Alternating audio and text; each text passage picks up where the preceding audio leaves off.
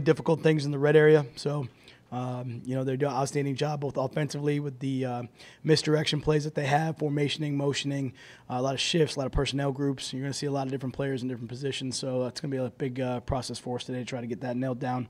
And I would say defensively, some of the different pressure looks that they have down there, along with some of the different coverage combinations. So be a big day for us preparation-wise. What we got? Sick or just losing your voice? Just working through it.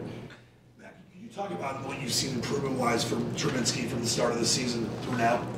Yeah, absolutely. I think, one of the things I think with the quarterback position, obviously, he's still learning and going through the process. I think he's working at a very high efficiency level, but the confidence that you see with him, his calmness now when he has the ball and maybe gets in some of those I don't want to call them trouble situations, but maybe some different things that show up and where now he's got to kind of, extend the play or kind of make something happen. He's very, very calm in those moments that you usually only see from a quarterback that has a lot of experience in the NFL. So I think his ability to kind of handle those pressure situations is what's allowing him to turn some of those into just some huge plays. Very patient, gets his eyes downfield, and obviously has a high confidence in his athletic ability to get out of trouble and then turn something into a big play. So I would just see that confidence that he's getting right now. And I think it's probably an overall team confidence that they have because they are, playing so well in all three phases, kind of working together. Kind of follow up on your opening statement there. That offense obviously does have a ton of moving parts. So yeah. Just sort of curious, do you have to spend more time like on the film or in the classroom with certain offenses than you do others? Yeah, every team's different, no doubt. But I would say the background of this with Coach Nagy and what he's done in the past and some of the things that they do in the red area, it's a fine balance because there is so much that they have available to them and so much that they've done. And I'd probably say a little bit of my history with kind of going against this offense just in general. There's a lot of things to cover there. It's one of those teams that really well, but know that if you go too deep into it, you might just absolutely get everybody to kind of freeze in a moment where you need to react really fast. So it's a delicate balance. Hopefully you're getting a lot of that off of the tape. You're going to try to practice everything that you think is relevant from that standpoint. But they do a great job of game planning, so it's not the same plays every week. It's just, it's a bunch of different looks, different formations, and, some of the concepts may be the same, but it's going to look entirely different than maybe what you saw before.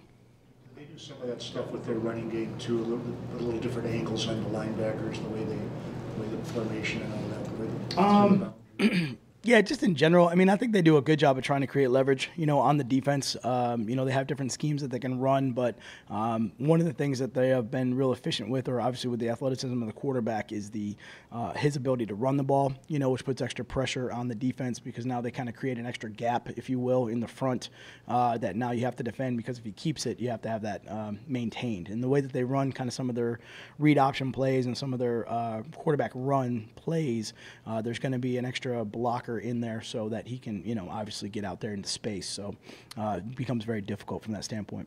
The read option, the mobile quarterback, you faced a couple weeks with Russell Wilson, then you have a stretch here, 2 games against the Bears and 1 against the Panthers. Is that a concept? Does that get easier to teach over time? Or is absolutely not. I mean, the problem, it seems like every week we have these quarterbacks that can run and scramble and kind of get loose.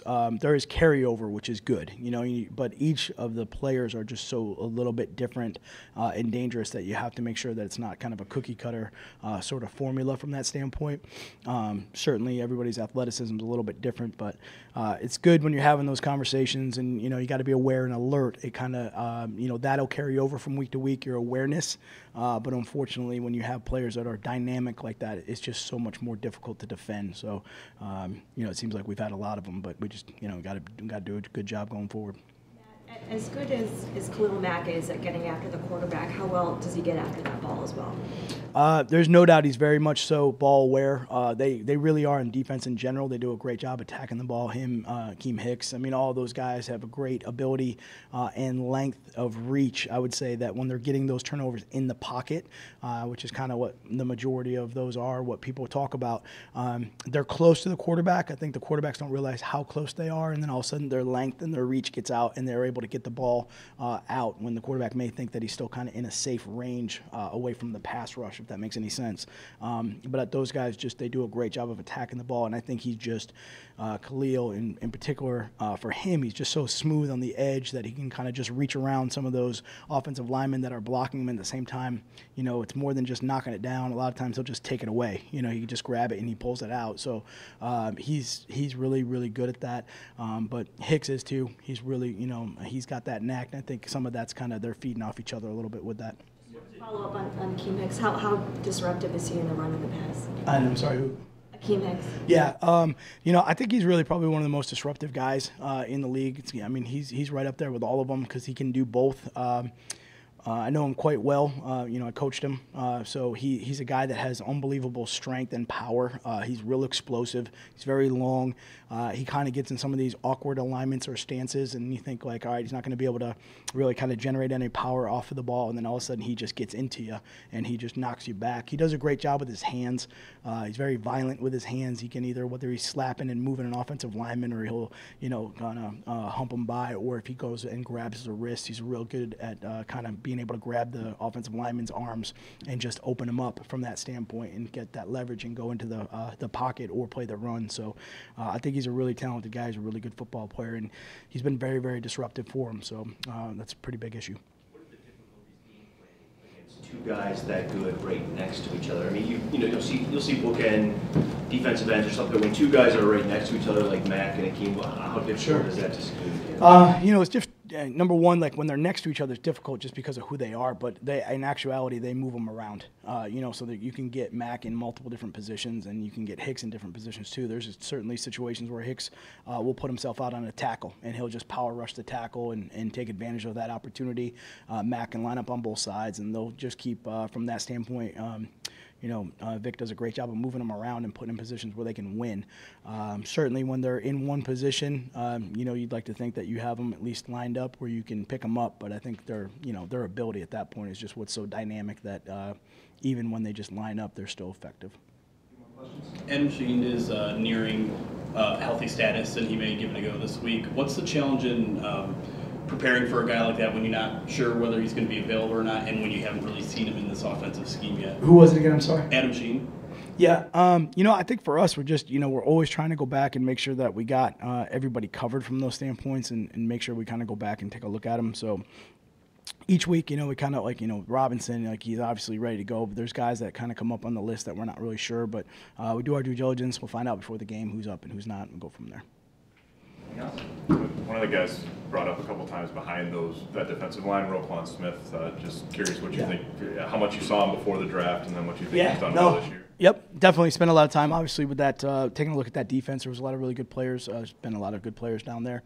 And I think that he's just a guy that's a really smart football player. He's fast, very instinctual, gets to the ball really quick.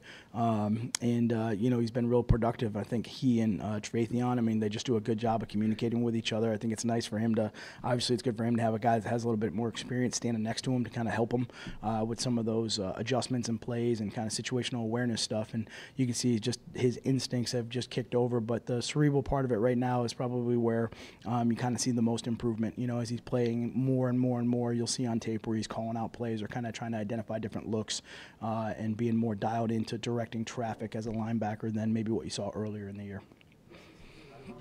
Back of the roster question, but it's happened a few times. Just what does Jerome Cunningham give you that you keep kind of bringing him back, I guess, every other week? Is there something he's giving you that maybe other guys don't? No, some of it just kind of depends on where we come out from the Sunday game, and what we need help with and maybe what the opponent is that we're seeing that week. But certainly a guy that, we really enjoy working with, and we're trying to do a great job of, seeing more of him each particular week. He's a tough guy. He's smart. He's learning. I think he's getting better. So just definitely a guy for us that, we think, maybe has some upside that we'd like to continue to try to develop. You're always trying to see what those guys have and how they come along here through the course of the weeks. But there's a lot of kind of moving parts in the bottom of the roster that you may have to do based on either your own needs to practice or something that you're looking at that particular week to practice against. Okay? All right. Appreciate it.